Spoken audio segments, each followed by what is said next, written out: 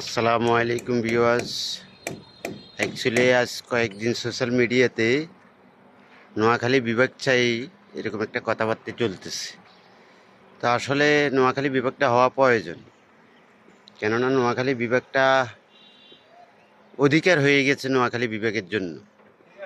তো এখন দেখেন আপনারা নোয়াখালী শহরটা কেমন, তাহলে কেন এত সুন্দর একটা শহরের মধ্যে আপনারা নোয়াখালী বিভাগ দিবেন না?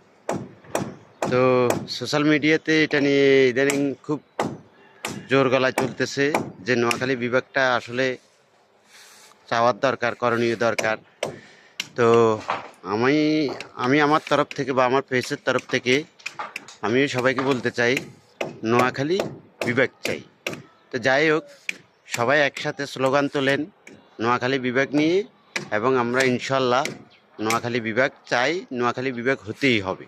আপনারা দেখেন, এই যে নোয়াখালীর প্রাণকেন্দ্র, এই যে চৌমুনির এই যে কলেজের পিছনের খালটা কত সুন্দর দেখা যাইতেছে, তাহলে কেন নোয়াখালী বিভাগ দিবেন না? তো সরকারের কাছে আমাদের অনেক আবেদন, আকুল আবেদন যে আমাদের নোয়াখালীটাকে বিভাগ করা হোক, এবং নোয়াখালী বিভাগ চাই চাই চাই। এই কথা বলে আজকের ভিডিওটা এখানে শেষ করতেছি। আল্লাহ হাফেজ, আসসালামু আলাইকুম।